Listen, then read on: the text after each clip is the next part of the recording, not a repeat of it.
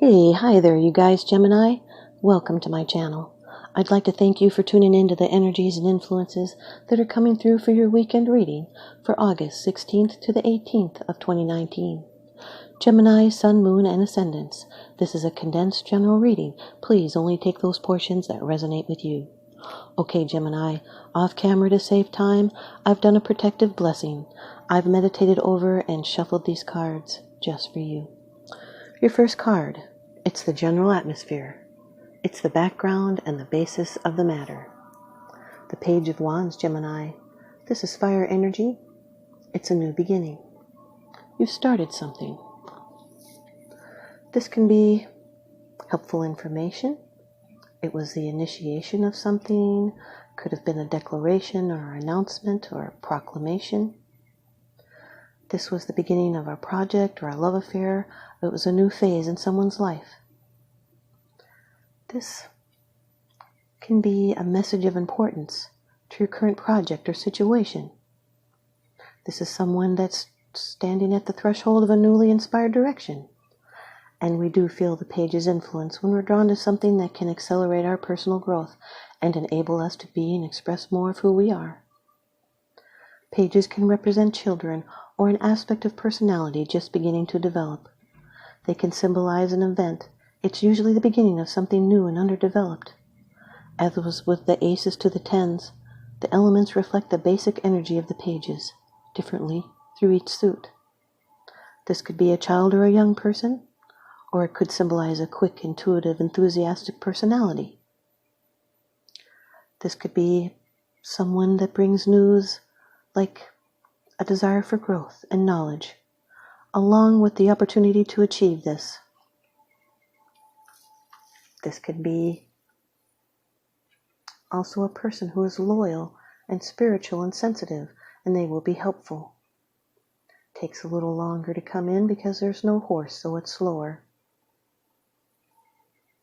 You could receive news and messages, so be open for the new, but it has to do with already existing deeds. Could be a new way of doing things that already exist, or pursuing a chance to explore it. This is a reminder of how strong you are without being tested. And now your second card, and this is the energy that's crossing over your path. This can be a challenge. The Eight of Cups, Gemini. This is water energy, representing the emotions, the feelings. This is moving on. It can be travel. This is the ability to leave something behind in order to go on to new concerns. The cups have not fallen, so there's no disaster. This is a shift in someone's life from being involved in doing things with others, and now the person needs some quiet and a chance to be alone. This also represents an affectionate person surrounding you. This is someone that's searching. But be aware of the card's warning about the kind of restlessness that strides on too hastily, missing the very goal, the cups. This is an emotional turning point. It's going with the flow, and following the flow of energy not only takes the least effort, but it also achieves the best results. You know what you want, and you won't settle for anything less. Yet there's that chasm in the cups, like in the Four of Cups. It suggests there is something missing. Yet, unlike the Four, this figure does not sit around and wait for things to change. The moon evokes the thoughts of inner depths and shadows. But once was important is no longer. This is an emotional turning point and a departure. There is a shadow to this card. It's not the reverse meaning, just a shadow to the upright meaning. This is an emotional withdrawal as a way to avoid responsibilities. That would be a shadow. And now your third card. This is how it affects you. This can be your attitude. The Three of Pentacles, Gemini. This is a lucky card. There may be a project that you're working on. This can be employment. It also represents synergy and support from teamwork. It's okay to listen to critics. They're people that are coming together to make something happen. This is a foundation being set and the early stages of progress. And now a project is going to begin manifestation. And it could be using your knowledge to turn a profit. You may be rethinking your efforts to see if they match up with your long-term goals. There's assistance and contribution and teamwork, guidance and planning and mentors. These are priorities being established and plans being put into action with initial successes. Integrity and ethics you bring, as well as vision and skill and spiritual values. This is being cooperative and inspired by a skilled team effort, or you could be discussing your efforts and your plans. And now your fourth card. It's the position of the future. It's the outcome, the results, and the advice. Number 18 of the major arcana in the Rider-Waite deck, the Moon. This can be a Pisces, Sun, Moon, or Ascendants. This card represents the personal self, and it deals in the realm of imagination and subconscious. The ruling planet for Cancer here is the Moon.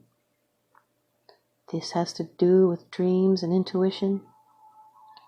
There could be unforeseen perils, illusion, which brings insecurity. It's just because you cannot see clearly on the path ahead. And that's why you have illusions and insecurity. Just as well as the Eight of Cups is saying, you are on the right path. You just can't see. You're only seeing half of the information. You may be experiencing fluctuations or delving into emotions. You might feel moody or misunderstood. This is the end of a major cycle, and things are still changing. Can be mutable or dreamy qualities in relationships, romance, and communion of the souls. This is a metamorphosis within the self, a time to look inward and examine personality traits, for change is possible from deep within. This can be qualities of others that are masked for good or bad, so you'll need to examine contracts and projects for hidden meanings behind the written or spoken words. This has to do with your emotional nature. It's confronting fear based on a past experience. And now your fifth card. It's the bottom of the deck card. The underlying issue. This is what's unseen. The King of Cups, Gemini, Cancer, Scorpio, or Pisces, Sun, Moon, or Ascendants. This is when that free birth chart calculator comes in handy down below. This is someone that contains their emotions. It's not that they don't have them, it's just that they contain them very well. They're composed, they're wise and calm. They can be a healer or a counselor. They're very caring and sensitive. Those emotions they hold in, they're complex. And yet they're utterly trustworthy, relaxed, and non-threatening. They're reliable and they have a positive outlook. This is a situation that's favorable, especially if it's artistic. This is someone that comes through when you need them. They are the master of emotions, and they can change their moods at will. He can be found in a helping position, yet he needs to stay in touch with his feelings and work through fears that bring us into that desirable state where we are wishlessly happy. Someone that's in love is worrying things like a terrier. They're just worrying things. Just need to use good judgment and fair practices and go that extra mile. This person is the perfect diplomat, yet he shows his emotions less than he talks about them. This is someone being sensitive, they're compassionate, they're gentle and trustworthy and emotionally stable. They're responsible, discreet, and self-sacrificing. They're a wonderful counselor and advisor, and they're careful and they're empathetic and they're understanding and a wonderful listener. And that's because they care. Here is the advice from your oracle deck. Trust your vibes. Gemini, card number 16. Call on your joy guides. Call on your joy guides, Gemini. Your situation at this moment may feel critical, but don't allow it to become too serious or you'll lose your way. Remember, on a soul level, this too shall pass, and it will pass much easier with the help of your joy guides to lighten your mood and elevate your vibration so you can move on to better times. Learn to recognize when your joy guides are on the scene. They like to play games and sometimes practical jokes with you to keep you from taking things too personally. They're good at getting your attention with their antics. They may hide your keys or move your things and steal one of your socks out of the dryer. Are the joy guides capturing your attention?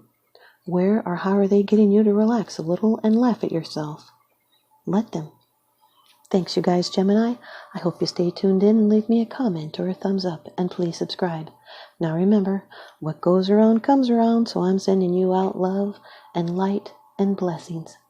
Thanks for watching.